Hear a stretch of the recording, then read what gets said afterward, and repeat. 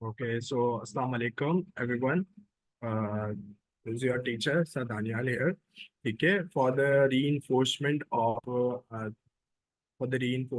our topic of second assessment. ठीक है, let me set the audio. ठीक है, and then we'll start. Okay, so for the second assessment, there are three topics that are coming in your assessments. Uh, First of all, the first topic is fraction, decimal, and percentages. That is the most easiest topic. But sometimes the questions are that much tricky. जहाँ पर आपको थोड़ी सी problems हो जाती है तो you just need a quick reinforcement for that all concepts. ठीक है, and which I am giving to you all. ठीक है, so you just have to sit in front of your laptops, computers, or mobile, and take out your copies and just reinforce. Just do the questions that I am telling to you. ठीक है, और practice करते जाओ. ठीक है, मैं जो practice करा रहा हूँ उस क्वेश्चन को एज अ सैंपल ट्रीट करेंगे. ठीक है, देन वी विल डिस्कस कि हमारे पास आगे क्वेश्चन किस तरीके से आ सकते हैं. ठीक है, so this video is a short video. ठीक है, ज्यादा इतनी लंबी नहीं होगी, सो डोंट वरी. और अगर किसी को कुछ लगता है कि कॉन्सेप्ट मुझे आता है और आई एम 100% श्योर कि कॉन्सेप्ट अगर आ जाता है तो मैं पेपर में बिल्कुल ठीक करूंगा. So you can skip that part and go on to the next part. ठीक है, so first of all topic one, fraction, decimal and percentages. How do you manipulate fractions. ठीक है, हमने बहुत सारी चीजें डिस्कस करी थी. थोड़ा सा क्विक रिविजन कर लेते हैं कि फ्रैक्शन, डेसिमल और परसेंटेजेस में होता क्या है. सबसे पहले फ्रैक्शन की जब एडिशन, सब्ट्रैक्शन, डिवीजन और मल्टीप्लिकेशन आती है, फोर मैथमेटिकल ऑपरेटर्स, तो किस तरीके से डील करते हैं. अगर एडिशन या सब्ट्रैक्शन आ रही है आपके पास क्वेश्चन में, ये दो चीजें आ रही है, तो आपने क्या करना है, आपने ये दोनों के डिनोमिनेटर्स को सेम बनाना. ठीक है, how do you I make the denominator same sir, by taking an LCM of those fractions. ठीक है, अच्छा, रूल ये कहता है कि अगर कोई भी सवाल में अगर सारी चीजें, सारे मैथमेटिकल ऑपरेटर्स एक साथ यूज हो रहे हो, तो हम कौन से रूल यूज करते हैं, दैट इज बेडमास. ठीक है, बेडमास में यहाँ पर लिख रहा हूँ. बेडमास में क्या होता है, हमारे पास ब्रैकेट ओपन. ठीक है, indices, division, multiplication, addition and the subtraction. Addition and subtraction is the last part of the doing the question. ठीक है, बट एडिशन और सब्ट्रैक्शन में एक चीज आपने याद रखनी है कि आपने डिनोमिनेटर्स को सेम बनाना है. डिनोमिनेटर्स को कैसे सेम बनाना है, by taking the denominators LCM. ठीक है, आप किसी को भी क्रॉस कैंसिल नहीं कर सकते, क्रॉस क्रॉस मल्टीप्लाई नहीं कर सकते, आमने सामने मल्टीप्लाई नहीं कर सकते, बिकॉज यहाँ पर बहुत बड़ा साइन लगा हुआ होता है, that is addition and subtraction. So in addition and subtraction, you are not required to take any other step. You just have to take the LCM of the denominators. After taking the LCM of denominators, you will get 15. ठीक है, here. उसके बाद आपने denominator को एक 15 रख दिया. फिर आपका जो नेक्स्ट स्टेप होता है वो आपको ये होता है कि आपने जो आप ओरिजिनल क्वेश्चन के डिनोमिनेटर्स हैं उनको 15 के इक्वल करना. How do I make 5 as 15. ठीक है, 5 3 टाइम्स 15 होता है, तो मैंने उसको उस तरीके से ट्रीट कर दिया. देन हमारा एक रूल है कि जो चीज डिनोमिनेटर से मल्टीप्लाई होती है वही चीज न्यूमिनेटर से भी मल्टीप्लाई होती है. So 4 will be multiplied with 3 automatically. And then moving on towards the next denominator, that is of 3. And 3 को किस तरीके से मल्टीप्लाई करेंगे, 3 को 5 से मल्टीप्लाई करेंगे तो हमारे पास क्या आ जाएगा, 15. और जब हमारे पास 3 को 5 से मल्टीप्लाई करने पे 15 आ रहा है, तो हम 8 को भी 5 से मल्टीप्लाई करेंगे ऑटोमेटिकली. ठीक है, जब तो हमने यहाँ पर देखा कि 4 3 से क्या होता है हमारे पास 12 एंड 8 5 से होता है हमारे पास 40. So I am getting an answer of 52/50. ठीक है sir, can it be solve further. अगर हम इसको सिंप्लीफाइड कर सकते हैं तो हमें इसको सिंप्लीफाइड करना पड़ेगा. क्या 52 और 15 एक टेबल में आते हैं, 3 5 से 15 होता है, 3 3 1 से 3 and 22 doesn't come into the table of 3. सो 52 जो है वो हमारे पास टेबल ऑफ 3 में नहीं आता, ना 15 में आता है. तो 15 और 52 एक टेबल में नहीं आते. So we left it and left the answer over here and write it as it is. ठीक है, फ्रैक्शन का क्वेश्चन हमेशा फ्रैक्शन में ही आंसर होगा, कभी भी डेसिमल में आंसर देने की ट्राई नहीं करना, क्योंकि पेपर वन में आ जाएगा तो आप डेसिमल में इसको चेंज नहीं कर पाओगे, आप बहुत ज्यादा फंस जाओगे. सो इट्स बेटर कि आप इसको फ्रैक्शन में ही रख दो. ठीक है, subtraction is similarly the same case. ठीक है, सब्ट्रैक्शन बहुत आसान होती है, यही होता है, सिर्फ आपने साइन का देखना होता है कि अगर 21 माइनस 32 कर रहा हूँ तो 21 माइनस 32 -11 आता है, नॉट +11. ठीक है सर, ये कैसे पता चलता है कि -11 आ रहा है. सर देखिए, आप है ना 21 माइनस 32, देखो आपके पास ये नॉर्मली लिखा हुआ होता है कि बड़ा नंबर छोटे नंबर, बड़े नंबर से छोटा नंबर माइनस हो रहा होता है. आपने आज तक बचपन से अभी तक यही देखा है. अब जो है वो छोटा नंबर बड़े नंबर से माइनस हो रहा है, तो आप क्या करेंगे, you just have to write it as it is. ठीक है, आपने जो आंसर है ना वो माइनस करके वही निकाल लेना है. अगर मैं 32 माइनस 21 करूँ तो भी 11 आता है. ठीक है, और 21 माइनस 32 करूँ तो भी 11 ही आएगा. आपने 11 लिखने के बाद देखना है कि साइन किसका है, बड़ा क्या पास है साइन, तो आपने नेगेटिव लगा देना है. Simple is that. ठीक है, तो ये आपके पास हो गई सब्ट्रैक्शन.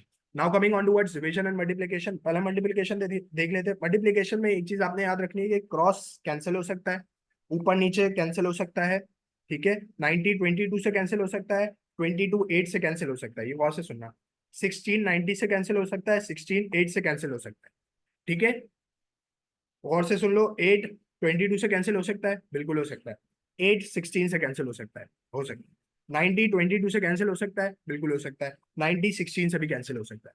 ये कैंसिलेशन के रूल्स है। मल्टीप्लाई कौन किससे हो सकता है सर? 8 90 से मल्टीप्लाई हो सकता है, और 16 22 से मल्टीप्लाई हो सकता है, और किसी नंबर से मल्टीप्लाई नहीं हो सकता। तो हम अपने लिए आसानी पैदा करते हैं और इनको सिंप्लीफाइड करते हैं। यहाँ पर सिंप्लीफाई करें तो 8 1 सा 8, 8 2 सा 16 आ जाता है, ठीक है। 2 1 सा 2 एंड 2 45 सा 90। तो ये मेरे पास क्या आ गया, 45 अपॉन 22। तो 45 upon 22 is my answer. 45 upon 22 किसी एक टेबल में आता है? नहीं आता सर, तो इसको एज इट इज रहते, ठीक है। Coming on towards division. Division में आपने क्या करना है, डिवीजन का रूल याद रखें। जब डिवीजन का साइन है तो अगला वाला जो फ्रैक्शन है वो स्विच होगा। किसी ने भी अगर पहले वाले को स्विच करा, दैट इज रॉन्ग, ठीक है। ये चीज अपने जहन में बिठा ले, that is a basic concept. You have to switch the next one, you have to flip, you have to reciprocal the next one, ठीक है। Fraction which is written after sign of division. तो division का sign multiplication में change होगा, लेकिन इसके साथ साथ आपको अपने नेक्स्ट वाले फ्रैक्शन को रेसिप्रोकल करना है, that is 8/15। Now just after doing this आपने नॉर्मल मल्टीप्लिकेशन करनी है, and then you will get your answer, that is 4/5। Am I clear to you all? ठीक है। अगर किसी को क्लियर नहीं है, यू कैन ठीक है, you can repeat the recording, ठीक है, और आप दोबारा से देख सकते हो, ठीक है। Now coming on towards question of BEDMAS incorporated question है, जिसमें आपके पास सारे रूल्स एक साथ अप्लाई हो रहे हैं। ये क्वेश्चन मैंने यहाँ पर सॉल्व भी करा है, सॉल्यूशन से भी आपको क्लियर हो जाता है, बट मैं एक बार एक्सप्लेन कर देता हूँ, ठीक है। जब आपके पास पावर्स आ जाए तो आपको पता है, या तो पावर आपके पास स्क्वायर आएगी या क्यूब आएगी, क्योंकि इससे ज्यादा आपने पावर पढ़ी नहीं। तो स्क्वायर आएगी तो क्या करूंगा मैं सर, जो ऊपर न्यूमिनेटर लिखा हुआ है उसका स्क्वायर भी ले लूंगा अलग, और जो डिनोमिनेटर लिखा हुआ है उसका भी अलग स्क्वायर ले लूंगा। किसी ने न्यूमिनेटर का लेकर डिनोमिनेटर का छोड़ दिया, दैट इज रॉन्ग, या किसी डिनोमिनेटर का लेकर न्यूमिनेटर का छोड़ दिया, दैट इज रॉन्ग, ठीक है। 16/49 आ जाएगा मेरे पास, क्योंकि 4 का square 4 multiply by 4 that is equal to 16, and 7 का square 7 multiply by 7 that is equal to 49। So you will get an answer of 16/49। Now step by step चलना है। पहले पावर को सॉल्व करा, फिर ब्रैकेट को सॉल्व करेंगे, फिर डिवीजन, फिर मल्टीप्लिकेशन, फिर एडिशन, फिर सब्ट्रैक्शन। हमने सबसे पहले क्या करा, पावर्स को सॉल्व, ब्रैकेट्स को सॉल्व कर रहे हैं। ये ब्रैकेट बाहर आ गया, ठीक है। इस ब्रैकेट को सॉल्व करेंगे। इस ब्रैकेट को कैसे सॉल्व कर सकते हैं सर? 3 1 सा 3, 3 1 सा 3, इट्स 1/8। तो 1/8 भी बाहर आ गया ब्रैकेट से। सर ये क्या है? एडिशन हो रही है। सर पहले एडिशन कर दूं? ब्रैकेट में है तो एडिशन आप करेंगे पहले, ब्रैकेट में होगी तो, अगर ब्रैकेट में नहीं होगी तो फिर नहीं करेंगे। ब्रैकेट में है तो मैं इसको पहले सॉल्व कर लेता हूँ। मैंने 2 और 4 का, जाहिर बात है एडिशन है तो डिनोमिनेटर सेम करने, मैंने 2 और 4 का एलसीएम लिया, दैट इज ऑफ 4। जब 4 एलसीएम आ गया मेरे पास, तो मैं क्या करूंगा, 2 2 जा 4 होता है और 1 2 जा 2 होता है, तो मैंने 1 2 जा 2 लिख दिया। क्या 4 को 4 बनाने की जरूरत है? नहीं है, तो 4 1 जा 4 होता है, 1 1 जा 1 आप डायरेक्ट लिख दें, तो आपके पास आंसर ये भी ब्रैकेट से बाहर आ गया, दैट इज 3/4। जब सारे ब्रैकेट से बाहर आ जाए तो आप सबसे पहले डिवीजन करते हैं, फिर मल्टीप्लिकेशन करते हैं। इस डिवीजन को मैंने मल्टीप्लिकेशन में चेंज करा, तो मेरा अगला वाला जो है वो फ्लिप हो जाएगा, that is reciprocal, that is 4 that becomes 4/3। जब मेरे पास ये 4/3 आ जाएगा, so I will get an answer, ठीक है। फिर उसके बाद मैं जो है ये तीनों की मल्टीप्लिकेशन करा दूंगा। आप ऐसा कर सकते हैं कि तीनों को ये आपस में मल्टीप्लाई करा के कर लें, या फिर आप चाह रहे हैं कि पहले एक को, पहले दो को आपस में सॉल्व कर लूं, फिर जो आंसर आए उसको अलग सॉल्व कर लूं, तो you can do it as you can, ठीक है। अच्छा, प्रैक्टिस अगर आपको करनी है तो एक्सरसाइज फ्रैक्शन के क्वेश्चन जो है वो आपकी कॉपी में हुए हुए, एक्सरसाइज 1A पे, पेज नंबर 13, क्वेश्चन नंबर 3, ठीक है। ये जो कुछ क्वेश्चंस हैं उनके आंसर्स लिखे हुए हैं, एक दो क्वेश्चंस मैं आप लोग के लिए सॉल्व कर देता हूँ, ठीक है। That is a question number 1। अच्छा, ये क्या कह रहा है कि आपके पास, आपने क्या करेंगे, आप पहले ब्रैकेट सॉल्व करेंगे, फिर आप मल्टीप्लिकेशन करेंगे, ठीक है। ये चीज याद रखनी है। ब्रैकेट सॉल्व करी मैंने, मेरे पास फ्रैक्शन पहले से ही डिनोमिनेटर सेम बने हुए, तो मुझे बनाने की जरूरत नहीं है, ठीक है। तो मैं डायरेक्ट ऐड कर दूंगा, और when I solve the bracket I get an answer of 4/5 that will be multiplied with 2/7। तो ये क्या हो जाएगा सर, क्या आपस में कोई क्रॉस कैंसिल हो सकते हैं? 4 7 एक टेबल में नहीं आता, 5 2 एक टेबल में नहीं आता, तो I do simple multiplication, 4 2 8 and 5 7 35। I am getting an answer of 8/35, ठीक है। फिर अगर हम यहाँ से एक और पार्ट उठा ले, दैट इज पार्ट नंबर 5, ठीक है। या फिर हम उठा लेते हैं ये पार्ट नंबर 8, जिसमें ब्रैकेट्स नहीं है और डिवीजन और एडिशन एक साथ दी हुई है। तो सबसे पहले आपको क्या करना है, डिवीजन को करना है, फिर उसके बाद आप एडिशन को करेंगे। फर्स्ट आपका ये होगा, सेकंड आपका ये होगा, then we will look on to the method, ठीक है। 1/4, ठीक है। अच्छा, इस डिवीजन को मल्टीप्लिकेशन में चेंज करोगे तो आपके पास अगला वाला जो है वो फ्लिप हो जाएगा, दैट इज 5/6। तो 5/6 6/5 बन जाएगा। Now after doing that, you will have to multiply first, 2 2 4 and 2 3 6, can it be further simplified? No sir. तो आप पहले इन दोनों को सॉल्व करेंगे, 1 3 3 हो जाएगा एंड 2 5 10 हो जाएगा। आफ्टर गेटिंग दिस आंसर, ठीक है, आपने क्या करना है, ये एडिशन है, आप दोनों डिनोमिनेटर्स को सेम बनाना है। When you try to make the denominator same, that becomes 3 और 10 का एलसीएम लेंगे तो आपके पास क्या आएगा, जाहिर बात है सर 30 ही आएगा मेरे पास, 3 और 10 का एलसीएम।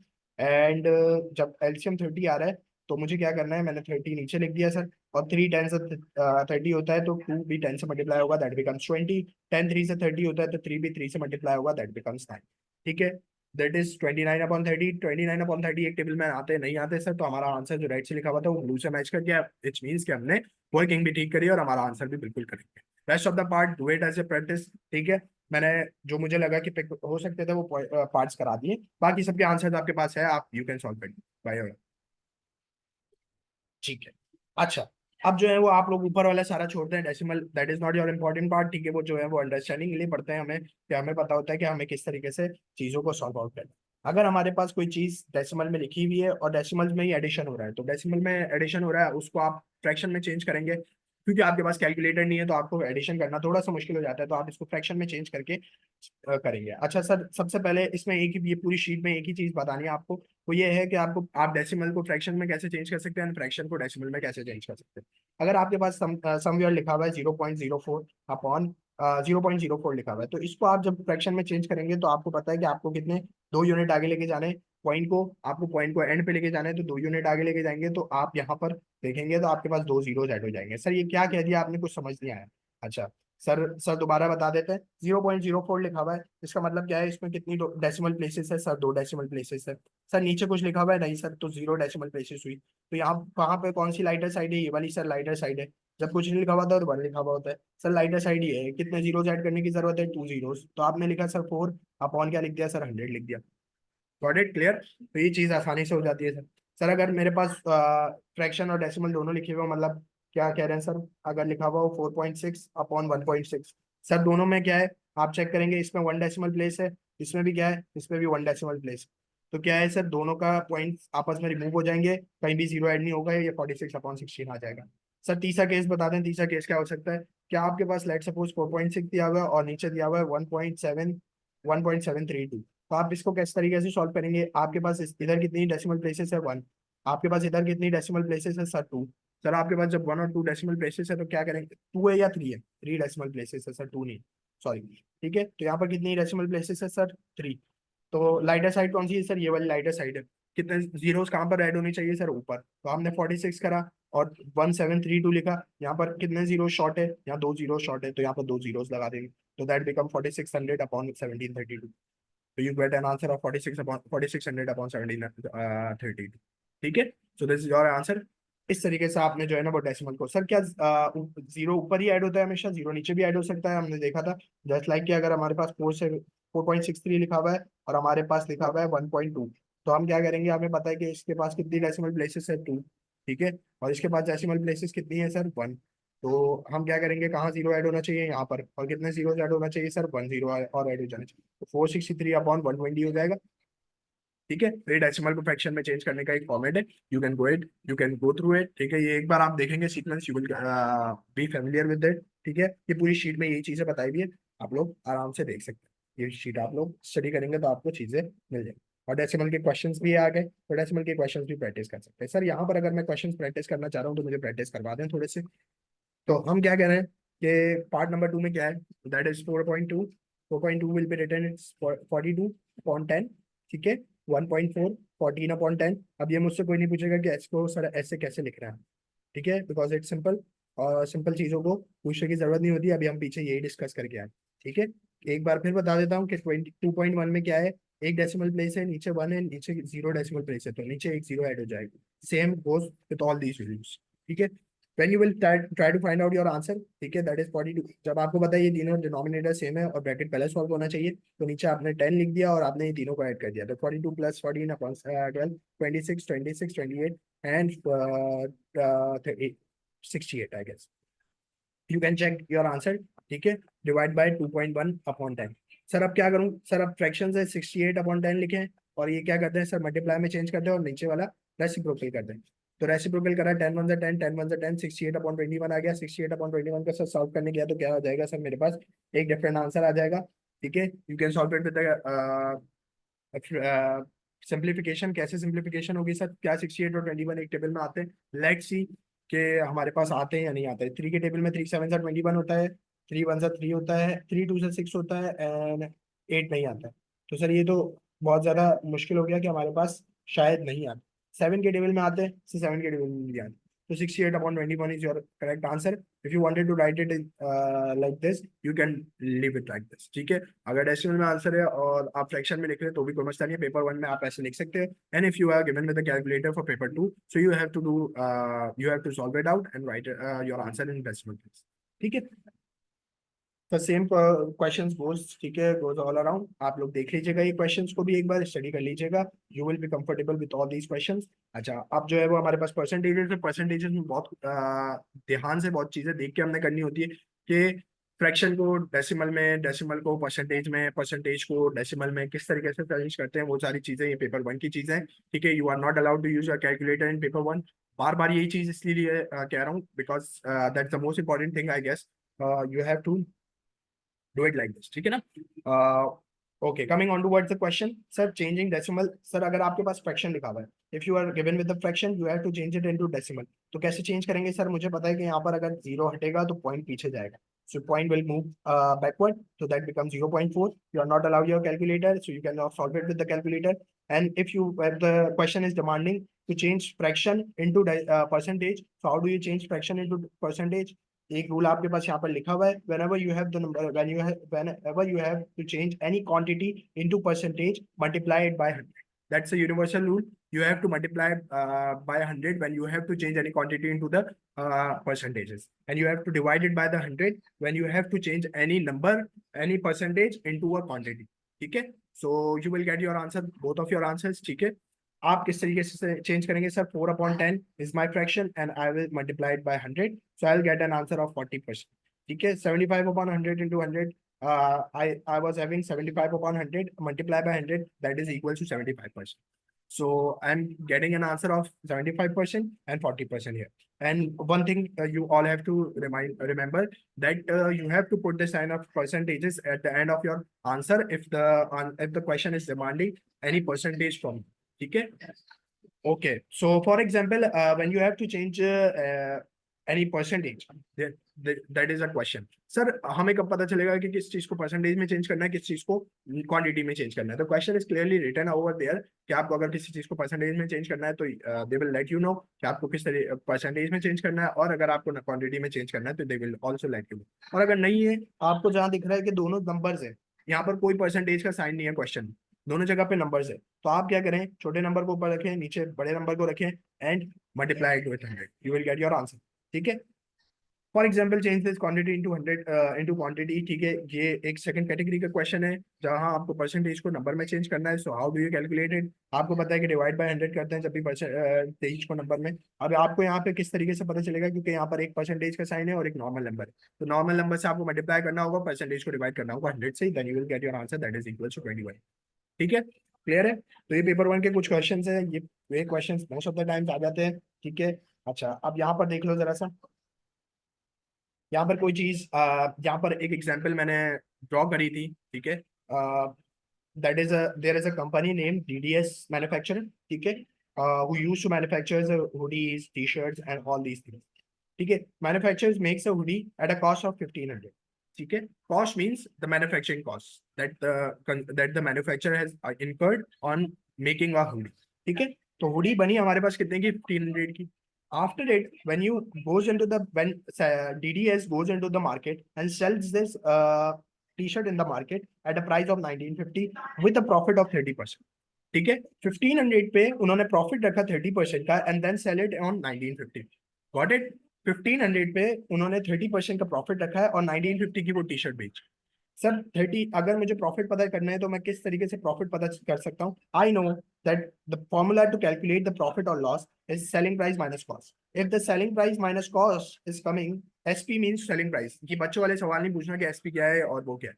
ठीक है, you just have to use your brain, ठीक है, आपको सेलिंग प्राइस पूरा लिखने की भी जरूरत नहीं होती है, एसपी लिखेंगे, you will be your examiner will be clear with your answer, ठीक है ना। तो SP is equals to SP minus cost is equals to profit if the answer is coming in positive, so you will having your, if the answer is coming in positive, you will having your profit.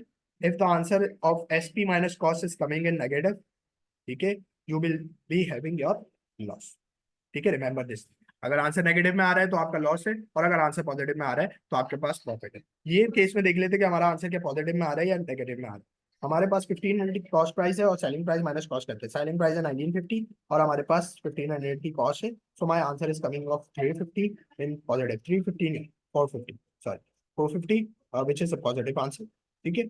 So if the answer is coming in positive which means कि हमारे पास profit है, और वो question में भी ये चीज highlight कर सकते हैं कि आपके पास प्रॉफिट है वो भी 30%, ये 450 जो है वो 30% के प्रॉफिट को रिप्रेजेंट करती है, ठीक है। Understand the game of percentage and rupees in this chapter, only understand the game of percentage and rupees, this is the basic concept. ये जो है डिस्कस कर रहे हैं बेसिक कॉन्सेप्ट है, बाकी आगे हम देखेंगे भी।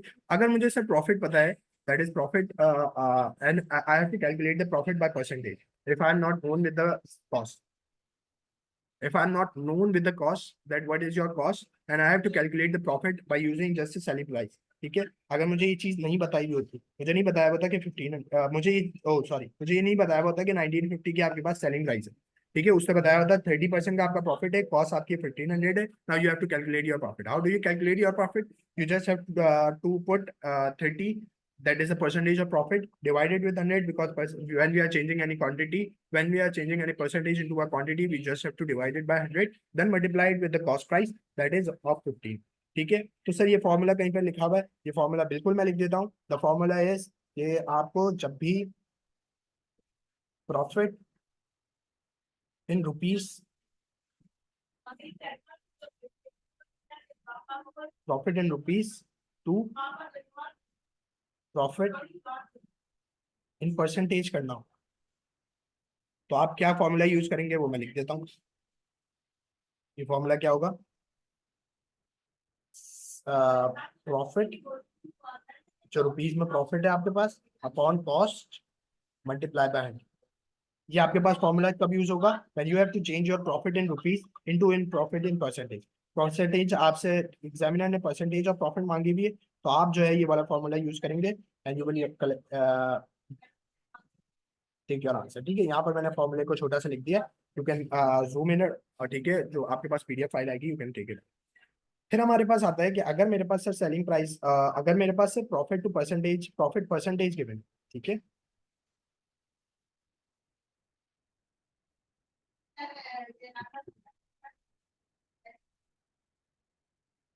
ठीक है, let rearrange this file, okay, हाँ, now my question is from you कि अगर मुझे प्रॉफिट परसेंटेज को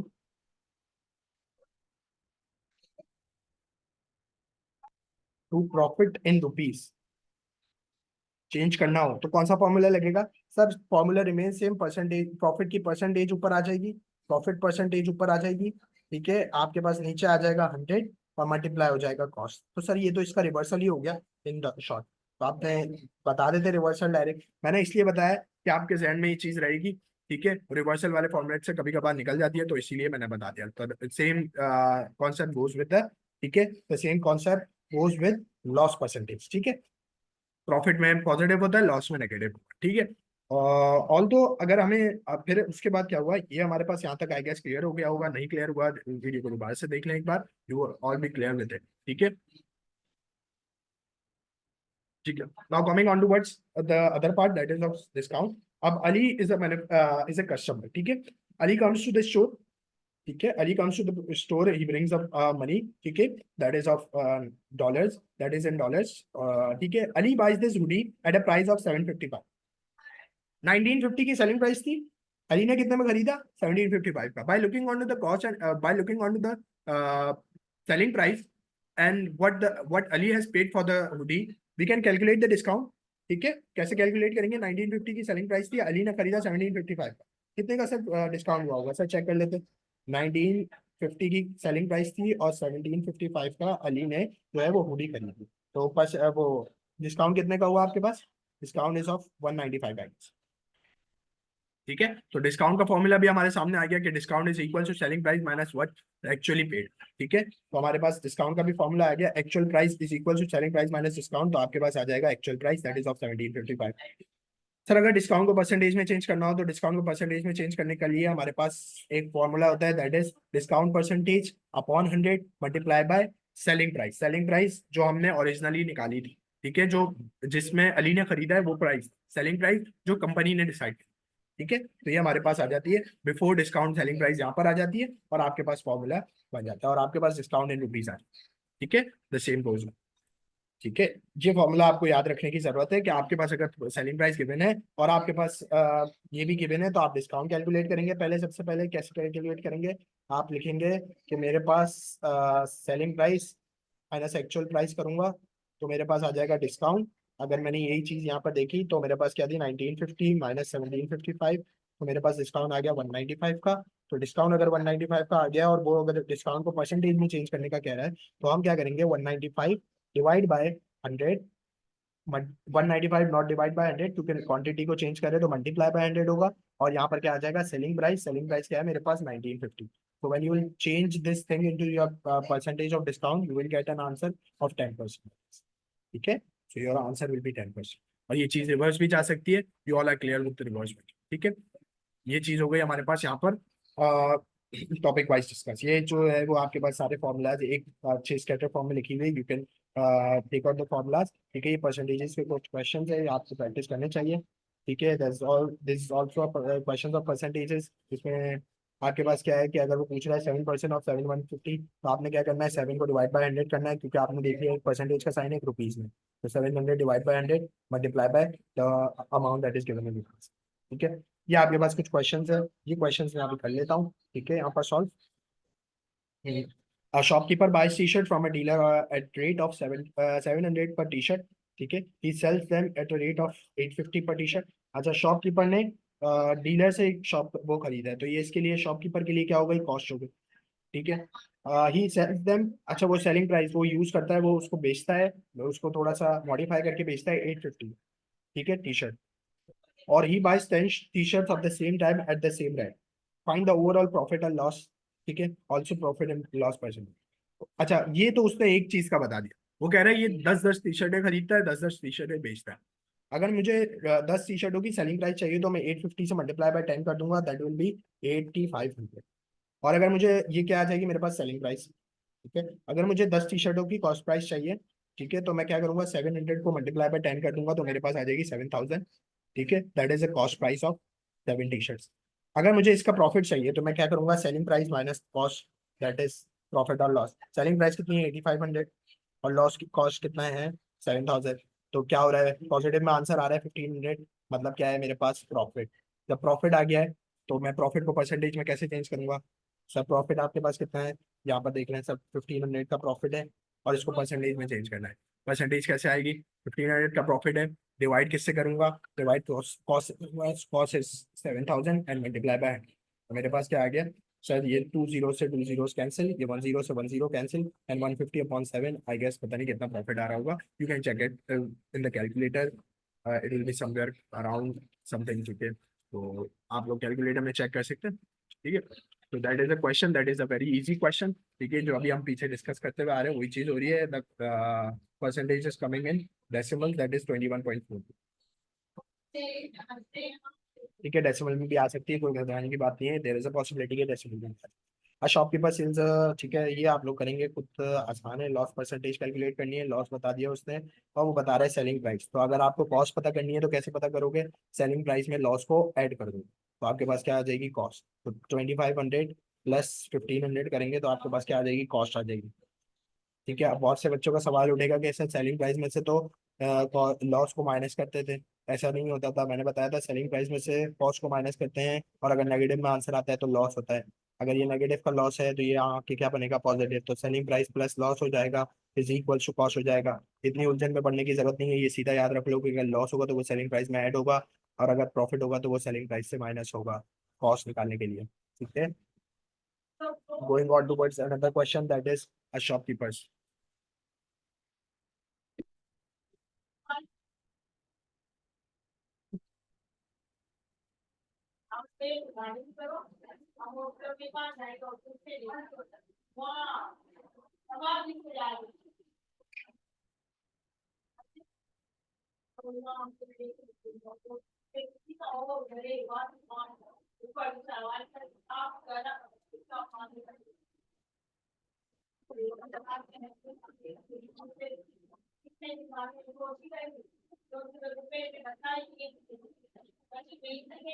अच्छा, ये तो सारे क्वेश्चंस होते रहेंगे। ये क्वेश्चंस आप लोग प्रैक्टिस कर लेना। जो मेन चीजें है ना वो मैंने अब बतानी है, तो वो चीजें अब देख लो गौर से, ठीक है। यहाँ पर भी नहीं है वो चीज़ आई गेस। यहाँ पर भी नहीं। मुझे जो है वो आई गेस ड्रॉ करना पड़ेगा एक क्वेश्चन, ताकि आप लोग के लिए वो चीज़ क्लियर हो जाए। ठीक है, पहले before going on to anywhere पहले मैं एक क्वेश्चन कैटेगरी ड्रॉ कर लेता हूँ। ठीक है, ये है, यहाँ पर है, यहाँ पर है। नहीं, ये भी वही चीज। अच्छा, अब ये देखो, कैटेगरी देख लो। ठीक है, सिंपल कैटेगरी है। इस कैटेगरी को याद रखना, अगर ये कैटेगरी आ जाती है तो हाउ डू यू सॉल्व। ठीक है, that is the most important thing. ठीक है, ये पूरे टॉपिक का जो है ना वो समरी है, मतलब ऐसा सवाल पॉसिबल है कि बनता है most of the time. Examiner ऐसे ही क्वेश्चन बनाता है, to what, to mandatory to watch this part. ठीक है, इट्स मैंडेटरी। ठीक है, मैं लिख भी देता हूँ ताकि आप लोग को याद भी रहे। अगर किसी ने वीडियो नहीं देखी और सिर्फ नोट्स देखे हैं तो वो भी ये पार्ट देख के समझ जाए। केस क्या बनता है हमारे पास? केस होता है ऐसे। केस केस बनता है कि हमारे पास गिवन होगी selling price. Selling price is 1000 rupees. हमारे पास गिवन होगी क्या? प्रॉफिट का परसेंटेज। प्रॉफिट परसेंटेज है हमारे पास, लेट सपोज 15%। क्या है हमारे पास? 15% प्रॉफिट परसेंटेज है। And question is asking about the mark price. अब सर, ये मार्क प्राइस क्या होती है, सबसे पहले ये डिस्कस करते हैं। ठीक है। अच्छा, क्वेश्चन में लिखा हुआ ऐसे नहीं आएगा, क्वेश्चन में आपके पास लिखा हुआ ऐसे नहीं आएगा, वो एक प्रॉपर क्वेश्चन बना के देगा। जैसे jacket is sold for 1000 rupees with profit percentage of 15%, calculate the mark price of the jacket. ठीक है, that is a question type category. तो मैंने यहाँ पर इस क्वेश्चन को इन नंबर्स लिख के कर दिया। अच्छा, सबसे पहले तो मार्क प्राइस डिस्कस कर लेते हैं। मार्क प्राइस क्या होती है? सर, मार्क प्राइस जो होती है ना वो दो कैटेगरीज की। मार्क प्राइस एक्चुअली में जो होती है ना वो ओरिजिनल वैल्यू को कहा जाता है। ठीक है, ओरिजिनल वैल्यू हमारे पास दो होती है। एक होती है हमारे पास कॉस्ट प्राइस, जिसे हम कॉस्ट प्राइस कहते हैं, और एक होती है हमारे पास सेलिंग प्राइस, जो कि हमारे पास सेलिंग। ठीक है। अच्छा सर, अब हमें कौन सा पता चलेगा? मोस्ट ऑफ द टाइम तो हमने मार्क प्राइस को सेलिंग प्राइस में ही पढ़ा है। हमें कैसे पता चलेगा कि कॉस्ट प्राइस है? जब भी आपके क्वेश्चन में प्रॉफिट की परसेंटेज गिवन हो, मैं लिख रहा हूँ यहाँ पर, प्रॉफिट की परसेंटेज गिवन हो, तो आप क्लियरली आइडेंटिफाई कर सकते हैं कि क्या है आपके पास, ये मार्क प्राइस है, कॉस्ट प्राइस है। जब भी आपके पास क्या लिखा हुआ हो, डिस्काउंट की परसेंटेज लिखी हुई हो, तो आप क्या आइडेंटिफाई कर लेंगे इसको? एज एन, आप डिस्काउंट की परसेंटेज लिखी हुई हो तो आप क्या आइडेंटिफाई कर लेंगे इसको? As as an mark price of selling price. ठीक है, तो ये आपके पास चीजें क्लियर हो जाती है कि हमारे पास मार्क प्राइस क्या है। अब आप इस केस में हमारे पास क्या गिवन है? प्रॉफिट की परसेंटेज और प्रॉफिट एंड लॉस। यहाँ प्रॉफिट एंड लॉस लिख देता हूँ, लॉस की भी अगर होगी तो फिर बच्चे कंफ्यूज ना हो। प्रॉफिट की परसेंटेज गिवन है 15%, सेलिंग प्राइस गिवन है, ठीक है, 100%। तो मार्क प्राइस क्या होगी हमारी यहाँ इस केस में? Cost price.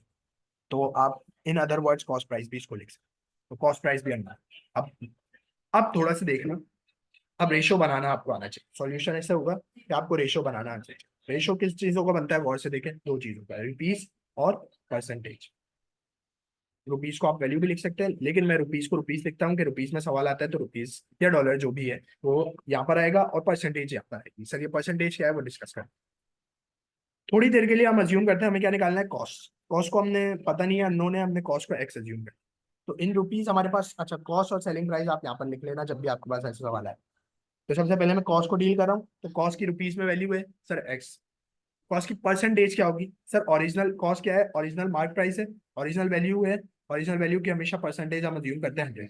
तो हमने लिखा कॉस्ट क्या है हमारे पास हमेशा 100। जब ये चीज हो गई यहाँ तक क्लियर, अब जो है वो अगला क्वेश्चन है, that is of selling price. Selling price क्या है sir? 1000। Sir, selling price rupees में है 1000। कोई ये नहीं पूछा 1000 कहाँ से आया, ये क्वेश्चन में दिया हुआ है, ये क्वेश्चन है आपके पास। ठीक है, तो सेलिंग प्राइस कितनी है? 1000 रुपीज है। सर, अगर 1000 रुपीज सेलिंग प्राइस है तो उसकी परसेंटेज कितनी होगी? क्या सर उसकी परसेंटेज 15% होगी? देखो, उसकी परसेंटेज 15% तो नहीं हो सकती, क्योंकि उसने क्लियरली लिख दिया ना कि सेलिंग प्राइस की नहीं, प्रॉफिट की परसेंटेज 15 है। उसने क्या लिख दिया? प्रॉफिट की परसेंटेज 15। अगर मैं यहाँ 15 लिख देता हूँ ना, तो ये तो मैं प्रॉफिट को रिप्रेजेंट कर रहा हूँ। यहाँ मैंने सेलिंग प्राइस लिखा है, सर मैं ये सब गड़बड़ कर रहा हूँ, गलत कर रहा हूँ। तो if I am doing it like this, so that's wrong, ठीक है। So what I have to do, I have to take some way out, ठीक है। सेलिंग प्राइस की परसेंटेज निकालने के आपके पास, सेलिंग प्राइस की परसेंटेज निकालने के आपके पास दो चीजें होती है। अगर वो आपके पास प्रॉफिट की परसेंटेज गिवन दे रहा है, तो आप क्या करेंगे, 100 प्लस प्रॉफिट परसेंटेज। और अगर वो आपके पास लॉस की परसेंटेज दे रहा है, ये लॉस लिखा हुआ है, ठीक है, एलपी का मतलब समझ जा, तो आप क्या करेंगे, 100 माइनस लॉस की परसेंटेज, ठीक है। तो ये आपके पास केस होते हैं अगर वो सेलिंग प्राइस की परसेंटेज आप कहीं निकालना चाहते हो, तो क्या होगी इस वाले केस में, क्या दिया हुआ है आपको, प्रॉफिट की परसेंटेज, ओ सॉरी, प्रॉफिट की परसेंटेज दी हुई है, तो आप क्या निकालोगे, प्रॉफिट की परसेंटेज। तो 100 प्लस 115 करोगे, तो 100 प्लस 15 क्या आता है सर, मेरे पास 115 आता है, तो ये मेरे पास क्या हो जाएगी सर, सेलिंग प्राइस की परसेंटेज। मैंने यहाँ लिख दिया 115। सर क्या परसेंटेज का साइन लगाना है, नहीं, ऊपर मैंने परसेंटेज लिख दिया है तो साइन लगाने की कोई जरूरत नहीं है। अब क्या करूंगा सर, सिंपल क्रॉस मल्टीप्लीकेशन करूंगा, मेरे पास आंसर आ जाएगा, X will be multiplied with 115, ठीक है, is equals to 100 will be multiplied with 1000, ठीक है। तो ये 1000 जब 100 से मल्टीप्लाई होगा तो ये बन जाएगा 10, 0, 1, 2, 3, ठीक है, 1 लाख बन जाएगा। और ये क्या है मेरे पास 115 एक्स, एक्स से मल्टीप्लाई हो रहा है, वहां जाके क्या होगा सर, डिवाइड होगा, तो X equals to 1 lakh divide by 115, 115 1 lakh divide by 115 क्या आएगा सर मेरे पास, इफ आई कैलकुलेटेड इट तो it will be coming around 869, कोई 869.5 आ रहा होगा, ठीक है। तो ये आपके पास क्या आ गया, कैलकुलेटर से पेपर टू का एक आंसर आया। और ये क्या है आपके पास, कॉस्ट आई, एक्स क्या थी, एक्स क्या देखा था हमने, एक्स क्या थी, कॉस्ट, तो 869.5 कॉस्ट आ गई। अगले पार्ट में अगर वो पूछ लेता है कि आप प्रॉफिट भी कैलकुलेट करें, तो प्रॉफिट कैलकुलेट करने का सिंपल प्रोसीजर है, 1000 आपकी सेलिंग प्राइस है और कॉस्ट आपकी है, तो प्रॉफिट के लिए आपको क्या करना है, सेलिंग प्राइस माइनस कॉस्ट करनी है। तो सेलिंग प्राइस 1000 है, कॉस्ट हमने निकाली 869.5 है, तो आपके पास जो है वो लॉस, प्रॉफिट आ जाएगा आपके पास, लाइक सपोज वो आ जाएगा 130.5 का प्रॉफिट है, तो ये आपके पास आ गया प्रॉफिट, ठीक है। I clear with this question, do make do watch this question once again for your similarity. अच्छा, एक और बार मैं एक लॉस का भी क्वेश्चन कर देता हूँ, ठीक है, जहां पर आपको लॉस की परसेंटेज गिवन है, ठीक है। लेट सपोज आपको लॉस की परसेंटेज बताई हुई है 20%, आपको सेलिंग प्राइस सेम दी हुई है कितनी रुपीज, 1000 रुपीज की, ठीक है, और 2000 कर लेते हैं, 2000 की सेलिंग प्राइस है और मार्क प्राइस पूछ, तो मार्क प्राइस का मतलब क्या है सर, यहाँ पर लॉस परसेंटेज है, लॉस परसेंटेज से हमने पिक करा कि लॉस परसेंटेज हो, प्रॉफिट लॉस परसेंटेज तो कॉस्ट से रीड करते हैं, तो हमने लिख दिया यहाँ पर, ये क्या है हमारे पास, कॉस्ट प्राइस, और कॉस्ट प्राइस क्या है हमारे पास, एक्स, ठीक है। जब हमारे पास ये एक्स है, तो now what I have to do, I just have to multiply, I just have to write it, like के सॉलिड रेशो बनाना है, रेशो कैसे बनता है, रुपीज टू परसेंटेज का रेशो बनेगा, ठीक है। यहाँ पर कॉस्ट आएगी, यहाँ पर सेलिंग प्राइस आएगी, पहले कॉस्ट का कॉलम फिल करेंगे, कॉस्ट का कॉलम कहता है कि हमारे पास एक्स रुपीज में है, कॉस्ट 100 एज्यूम करते हैं, सेलिंग प्राइस क्या कहती है कि सेलिंग प्राइस 2000 रुपीज है, इसकी परसेंटेज कैसे निकलेगी, क्योंकि लॉस गिवन है, तो 100 माइनस लॉस, तो 100 माइनस 20, दैट इज 80%, तो 80 लिखूंगा यहाँ पर, तो I get an answer of 80 over here.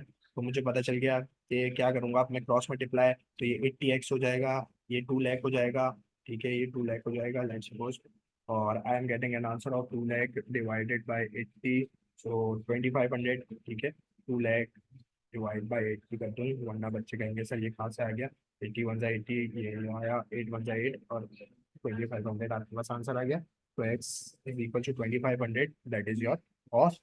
और अगर आपको लॉस निकालना है तो कैसे निकालोगे, कि आपकी कॉस्ट कितनी है, सेलिंग प्राइस कितनी है 2000, और आपने 2000 में से माइनस कर दिया 2500, तो आपके पास आ गया लॉस, दैट इज ऑफ -500, और ये लॉस, ठीक है। तो ये होता है आपके पास प्रोसीजर हर चीज को करने का। ये दोनों क्वेश्चंस को बहुत अच्छी से देख के जाइएगा, जब आप ये दोनों क्वेश्चंस को प्रॉपरली देख लेंगे, then you will be able to any type of question that you will face in this exam, ठीक है, क्लियर है, ठीक है। अच्छा, coming on towards anagram formulas, ठीक है। अच्छा, अब जो है ना वो एक नंबर सीक्वेंस को स्टार्ट करने जा रहे हैं, number sequence the second topic of this assessment, ठीक है। नंबर सीक्वेंस बहुत इजी है, नंबर सीक्वेंस में कुछ भी नहीं है आपके पास, नंबर सीक्वेंस बहुत आसान होता है, इट्स अ सिंपल क्वेश्चन, ठीक है। इसका एक क्वेश्चन मैं यहाँ पर कॉपी कर देता हूँ, और फिर उस क्वेश्चन को सॉल्व करते हैं तो हमारे पास चीज़ें क्लियर हो जाएंगी आई गेस, ठीक है। आपके पास बहुत सारी सीक्वेंसेस गिवन होती है और आपको उसको देख के बनाना होता है, ठीक है। तो this is the question examples, ठीक है, एक एक क्वेश्चन को उठाएंगे और सॉल्व करेंगे। उसमें ये कह रहा है find the nth term formula, और फिर अगर कोई टर्म निकालनी होगी तो वो ये भी बता देगा, ठीक है। और find the nth term formula. And part two कह रहा है, पार्ट टू में कह रहा हूँ find the 28 term of sequences, मतलब हर सीक्वेंस की 28 टर्म भी निकालनी है। सबसे पहले तो आपने सीक्वेंस लिख ली, ठीक है। अगर वो कहता है कि आपको नेक्स्ट 3 सीक्वेंस पता करनी है तो आप पता कर सकते हो। पार्ट ए मैंने लिखा 5 9 13, 5 9 13 17। अच्छा, और सो ऑन चलती रहेगी ये सीक्वेंस। अच्छा, सीक्वेंसेस में क्या होता है, कॉमन डिफरेंस होता है। Now what I have to do, I have to just take out the difference और आइडेंटिफाई के इसमें क्या है। और वो पहले पार्ट में पूछा है नेक्स्ट 3 टर्म्स भी बता दें, फिर आप जो है वो आगे सॉल्व आउट करेंगे। नेक्स्ट 3 टर्म्स कैसे पता करूंगा sir? How do I calculate the next 3 terms sir? By looking on the sequence. It is at 4 हो रहा है, ठीक है, ये भी एट 4 हो रहा है, and that is also going to be at 4। तो इसमें भी क्या होगा, at 4, that will be becoming 21, ठीक है, एट 4, ठीक है, that will be 25, and at 4 that will be equals to 29। ठीक है, ये आपके पास 3 टर्म्स आ गई हैं, नेक्स्ट 3 टर्म्स। तो you can write it 21, 25 and 29 are my next 3 terms. Part two में ये आपसे ये पूछ रहा है, पार्ट टू में कह रहा है find the nth term formula of the sequence. तो nth टर्म फार्मूला आपको पता है, nth टर्म फार्मूले के लिए आपको ये चीज याद रखनी है, D A plus N minus one into D, ठीक है। ए क्या होता है सर? ए होता है मेरे पास फर्स्ट टर्म। सर ए क्या होता है? ए होती है आपके फर्स्ट टर्म। और डी क्या होती है सर आपकी? डी होती है आपके पास डिफरेंस। और सर एन क्या होता है आपके पास? एन जो होता है वो आपके पास nth टर्म का एन होता है, मतलब अननोन होता है, जो भी वैल्यू होती है, नंबर ऑफ टर्म लिख सकते हो आप इसको, नंबर ऑफ टर्म भी कह सकते हो आप इसको, नंबर ऑफ टर्म, ठीक है। इसमें उसने कहा है nth टर्म ही निकालना है, तो एन की जगह तो एन ही रहेगा। ए की जगह क्या आएगा? सीक्वेंस का पहला अल्फाबेट क्या है, पहला लेटर क्या है? 5। तो ए की जगह क्या आ गया? 5। एन की जगह एन ही रहेगा, माइनस वन। सर डी कैसे कैलकुलेट करूंगा? डी देखो, by looking on to the diagram जो हमने ऊपर सॉल्व आउट करा उससे तो प्लस 4 लग रहा है, लेकिन फिर भी फॉर सेफ्टी साइड डी को लिख के आप term two minus term one कर दें, ताकि आपको एक क्लियर आंसर आ जाए। टर्म टू क्या है मेरे पास सर? टर्म टू होती है आपके पास, लाइक सपोज 9, ठीक है, और टर्म क्या है? 5। 9 माइनस 5 क्या आता है सर? 4 आता है, तो डी मेरे पास 4 है। अगर ये पॉजिटिव में आएगा तो इसको यहाँ पॉजिटिव में लिखूंगा, अगर नेगेटिव में आएगा तो नेगेटिव में लिखूंगा, ठीक है, ये चीज याद रखना। अब मैं सिंपली, अब देखो इसको इससे मल्टीप्लाई नहीं कराना भाई, प्लीज। 5 को नहीं मल्टीप्लाई करा देना एन से। 5 और एन में जमीन आसमान, इन दोनों के बीच में एडिशन का साइन है, ये दोनों कभी भी मल्टीप्लाई नहीं हो सकते, ठीक है। तो आप क्या करोगे, आप इस साइड मल्टीप्लीकेशन लेके चलो, ठीक है। अगर आपको कोई प्रॉब्लम हो रही है ना, तो आप क्या कर दो, आप 5 + 4n - 1 ये लिखो, ठीक है, और फिर मल्टीप्लाई। 4n से क्या हो जाएगा? 4n। 4 1 से क्या हो जाएगा? -4, ठीक है, ये प्लस का साइन और ये 5। अब देखो आप लाइक टर्म्स कौन सी है, ये वाली और ये वाली। 5 - 4 क्या होती है आपके पास? 5 - 4 आपके पास आ जाता है ये 1, ठीक है। तो ये आपके पास क्या आ गया? 1 + 4n। सर 1 को लिखना है, बिल्कुल लिखना है। 1 + 4n आपका nth टर्म का फॉर्मूला है। क्या है? nth टर्म का फॉर्मूला है। तो ये पार्ट बी का आपके पास आंसर है। पार्ट थ्री में क्या पूछ रहा था? पार्ट थ्री में पूछा था 28 टर्म निकालनी। 28 टर्म का मतलब क्या है सर आपको? 28 टर्म कैसे निकालनी है? 28 टर्म निकालनी है, 28 टर्म। तो आप कैसे निकालोगे 28 टर्म को? How do you calculate your 28 term? N की जगह आप 20 रख दोगे। 1 + 24 × 20। अच्छा सर, पहले प्लस कर दूं फिर मल्टीप्लाई कर दूं? गलत। पहले मल्टीप्लीकेशन फिर एडिशन, हर जगह बॉड मास लगता ही है। तो 4 20 सा, 4 2 सा 8, तो ये आपके पास 20 टर्म आ गई 80। ये आपके पास 28 टर्म आ गई 80, गूगल के पास, ठीक है। अच्छा पार्ट डी, यहाँ पर एक नेगेटिव वाला भी सॉल्व कर लेते हैं, ई पार्ट ई, ठीक है। पार्टी मैं, अगर आप लोग को प्रैक्टिस के क्वेश्चन चाहिए तो आई will be posting this PDF. यहाँ पर मैंने प्रैक्टिस के बहुत सारे क्वेश्चन डाले हुए हैं, ये प्रैक्टिस मैं I will be posting a link on the GCR, ठीक है। उस लिंक से एक्सेस लेके आप एक डायरेक्टली एक पोर्टल पे ऐड हो जाओगे। वो पोर्टल में, वो ड्राइव में आपको सारे नोट्स मिल जाएंगे, डेसिमल फ्रैक्शंस के अलग, ठीक है, अलजेब्रा के अलग और इसके अलग, ठीक है। So when you are getting this 4 - 1 - 6 - 11, तो आपने इसको सॉल्व करना है, ठीक है। नेक्स्ट 3 टर्म्स पूछ रहा है, तो नेक्स्ट 3 टर्म्स क्या है? 4 में सर मैं पीछे कितना गया हूँ? 5 गया हूँ, फिर -5 माइनस, तो 11, -11 है, तो माइनस और 5 पीछे जाऊंगा तो क्या आ जाएगा मेरे पास? -16। फिर और 5 पीछे जाऊंगा तो सर मेरे पास और क्या आ जाएगा? -21। सर और 5 पीछे जाऊंगा तो मेरे पास और क्या आ जाना चाहिए? -26, ठीक है। तो ये मेरे पास सर, मैं ऐसे सीक्वेंस में चलता जा रहा हूँ तो मुझे पता चलता है। सर दूसरा पार्ट क्या कहता है? nth term formula. nth term formula क्या होता है कि ये a + n - 1 × d, ठीक है, you will get your answer, ठीक है। a + n - 1 × d कैसे आएगा सर? a की वैल्यू मुझे पता है फर्स्ट टर्म होती है, a की फर्स्ट टर्म मतलब 4 फर्स्ट टर्म है, तो 4 क्या हो जाएगी मेरे पास? सर फर्स्ट टर्म हो गई, तो मैंने 4 को फर्स्ट टर्म लिख दिया। Sir n-1। सर डी कैसे कैलकुलेट करूंगा? डी कैलकुलेट करने के लिए वही format, T2 minus T1। T2 क्या है सर मेरे पास? T2 -1 है, और -1 प्लस -1 -4। तो आपके पास क्या आया? देखो -1 इसका, और -4 इस लिख दिया, तो ये क्या आ गया आपके पास? -5। The difference is of 5, -5। ठीक है, कोई भी इसको 5 लिख के आएगा तो वो पूरा गलत, तो ये आपके पास आ गया -।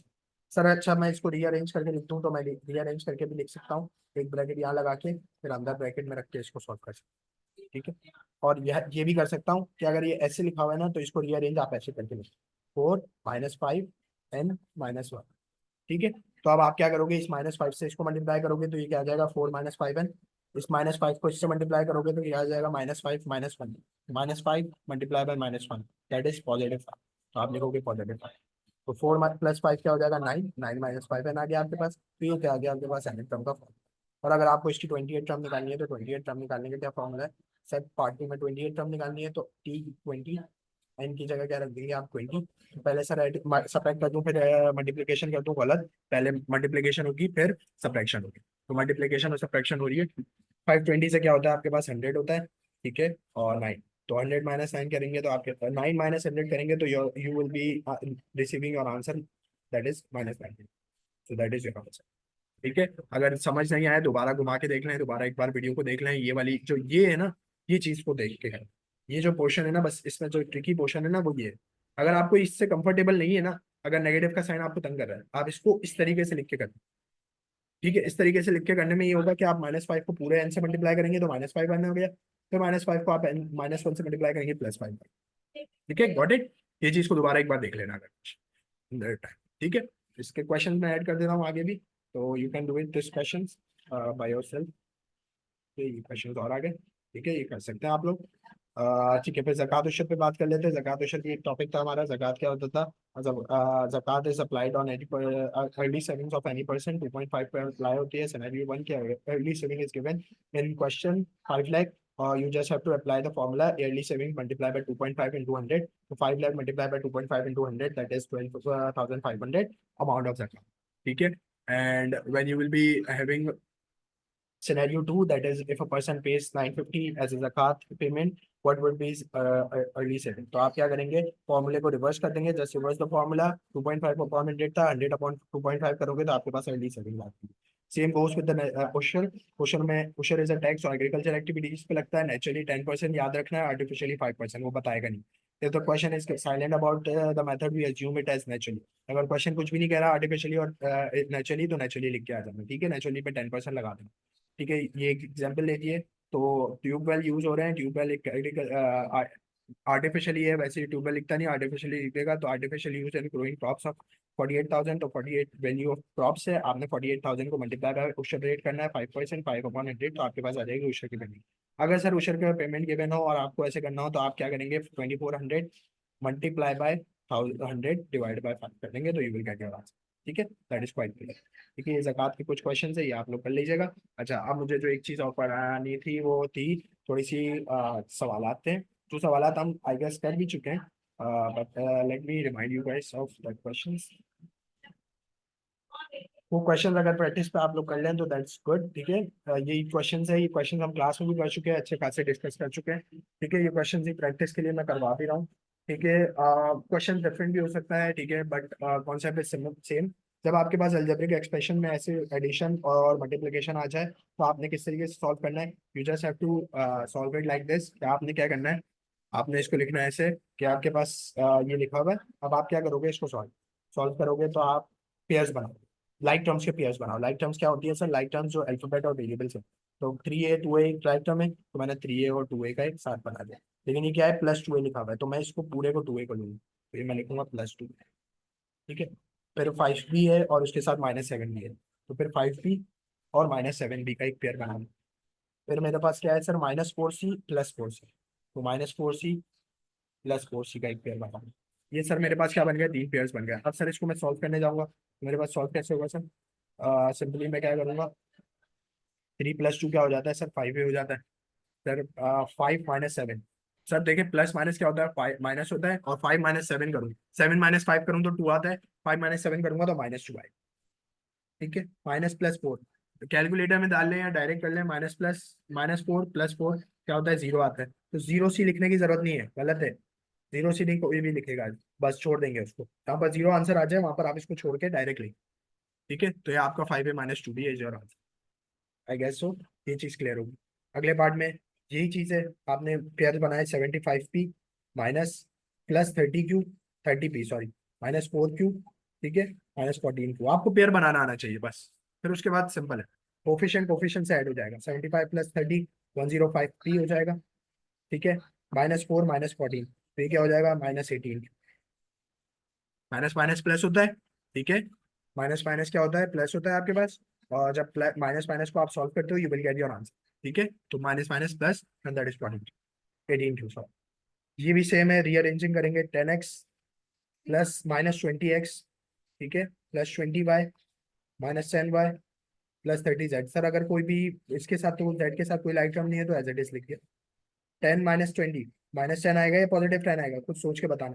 ठीक है, अगर पॉजिटिव होगा तो बता देना सर ये गलत करा। ठीक है, माइनस 20 माइनस प्लस 20 माइनस 10 तो क्या होगा सर, प्लस 10 होगा ना, प्लस 10 y आ गया, क्योंकि छोटा साइन किस, बड़ा साइन किसके पास है, प्लस का है, तो प्लस का साइन आ गया। यहाँ पे बड़े जी के पास क्या था, माइनस का साइन, तो माइनस। ठीक है, plus 30z as it is आ जाएगा, you will get your answer. ठीक है, अच्छा ये मल्टीप्लीकेशन, मल्टीप्लीकेशन में सिर्फ कोफिशिएंट कोफिशिएंट से मल्टीप्लाई होता है, बाकी सारे अल्फाबेट्स को आप एज इट इज लिख देंगे। 7 मल्टीप्लाई बाय 3, तो 7 3 से क्या हो जाएगा, देखो 7 और मल्टीप्लाई हो रहा है 3 से, तो मैंने क्या करा, 7 multiply bye 3, I get an answer of 7 3 सा 21। और फिर आप ए बी सी तीनों वेरिएबल लिखते हैं। 3 4 से मल्टीप्लाई होगा तो ये क्या हो जाएगा, 12, एक्स वाई जी तीनों वेरिएबल, जितने वेरिएबल है उतने लिखते हैं। 2 -2 और -3, अच्छा साइड में कॉल करके देख लिया अगर, -2 -3 जब सेम साइन का, माइनस माइनस क्या होता है प्लस, 2 3 क्या होता है, तो प्लस 6, फिर 3q। आई होप सो ये सब सबको क्लियर होगा। इस टाइप के अलजेब्रिक एक्सप्रेशन में क्वेश्चन आते हैं। ठीक है, डोंट वरी कि आपके पास पॉलिनोमियल आ जाएगा, आपके पास बाइनोमियल आ जाएगा, आपके पास मोनोनोमियल आ जाएगा। अगर आ भी जाता है तो उसके नोट्स मैंने उसकी जो प्रॉपर वीडियो है ना, वो आपके पास ऊपर है, मैं डिस्क्रिप्शन में लिंक भी डाल दूंगा। If you wanted to watch this video, अगर अलजेब्रिक में कोई भी मसला है तो वो वीडियो भी वॉच कर सकते हो। ठीक है, वो थोड़ी सी, ये वीडियो थोड़ी सी लंबी ना हो इसलिए मैंने थोड़ी सी छोटी करके इसको प्रॉपर तरीके से सिर्फ एग्जाम बेस पे वो बना। ठीक है, ये आपके पास नोट्स है, ये सारी पूरी वीडियो आज आपके पास है ऊपर। ठीक है, you can watch this video if you have any confusion in all those things. ठीक है, आई गेस यहाँ तक हमारे पास, हमें एंड करते हैं क्लास को। ठीक है, if you have any query, ठीक है, डू लेट मी नो। ठीक है, इन द कमेंट्स। ठीक है, आई गेस सो कोई क्वेरी होगी नहीं, बिकॉज आप जो है वो रिपीट करके देख सकते हैं, 3 टॉपिक से बहुत आसानी से हो जाएंगे, सिर्फ तरीके से देखना है। और सबसे पहली जो मुश्किल पार्ट है, वो मैंने डिस्काउंट वाला कराया है मैंडेटरी, उसको प्लीज आई रिक्वेस्ट 2 बार देख लेना, तो चीजें क्लियर हो जाएंगी। ठीक है, अल्लाह हाफिज, इंशाल्लाह फिर हम नेक्स्ट क्लास में।